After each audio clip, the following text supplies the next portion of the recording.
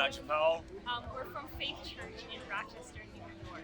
It is not my first. I've been on one. It is my first. What made me keep on this trip is a lovely push from my fiance and a confirmation from the Lord. So that didn't happen at the same time, but that's why I'm here. I'm glad I came. And a push from Karen and Mother. Yes, you guys did that too. Yes. I learned a lot about myself. I grew. I was stretched in my prayer life. I was stretched in the way I evangelize. I was stretched in how I made friends. Like I made a lot of friends that I feel like are going to be like lifelong friends. I was stretched in the ability to work off less hours of sleep too. So that was a blessing that the Lord was gracious upon me. I know when I get back home in about 2 months' time, I'll be stepping into a bigger role on staff at church, and I'm gonna need a lot of prayer when it comes to that. I'm gonna be leading more people. I gotta go at problems differently than I would in my previous position. But prayer is gonna be my best friend in this next season, and just seeking guiding from the Lord on where to take the trajectory of our worship ministry as a whole.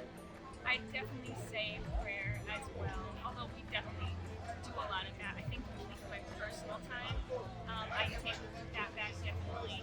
Church-wise, I'd say my own leadership skills. I learned some from the leaders here on how they do things, how they lead their teams, how the team is structured, things like that, the top and then the leader and then the team. All of that is, I'm just watching everyone very closely, and it was a lot to see and learn for my own personal leadership abilities in the church. Just clear your entire schedule and be flexible.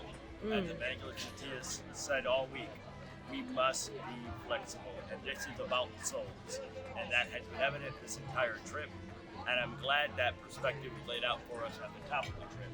So we knew going into this, like, yeah, you're not in here to come and play fun and meet people, like, and all that's a byproduct of this, but like, the end goal of this is to get people to encounter Jesus.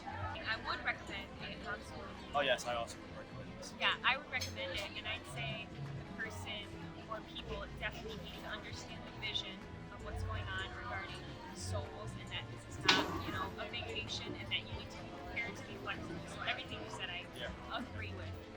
And that they just need to be spiritually open, and that they need to be unoffendable, spiritually open, ready for whatever the Lord is giving and speaking to them during this time. Just open. Like, use the time before you get here to be open. Come with an open hand and an open heart for what God is going to do. You'll be changed more than you'll change somebody else. I promise you that.